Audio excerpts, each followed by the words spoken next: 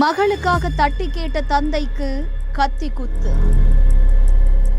சென்னை கொடுங்கையூரில் மகள் மீது ஆட்டோ மோதியதை தட்டி கேட்ட தந்தையை ஆட்டோ ஓட்டுநர் கத்தியால் கழுத்தில் குத்திய சம்பவம் அப்பகுதி மக்களிடையே அதிர்ச்சியை ஏற்படுத்தியுள்ளது.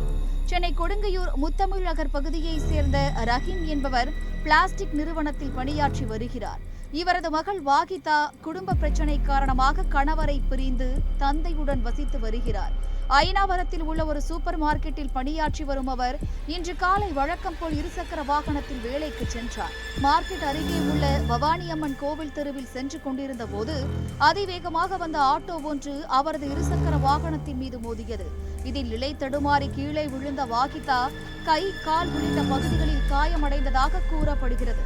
விபத்தால் அதிர்ச்சியடைந்த வாகிதா தனது தந்தை ரஹீமுக்கு செல்போனில் தகவல் தெரிவித்தார்.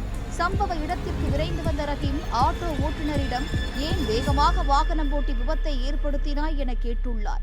இதனால் ஆத்திரமடைந்த ஆட்டோ ஓட்டுநர் தன்னிடம் மறைத்து வைத்திருந்த கத்தியை திடீரென எடுத்து ரஹீமை சரமாரியாக தாக்கியதுடன் அவரது கழுத்து பகுதியில் குத்தியுள்ளார்.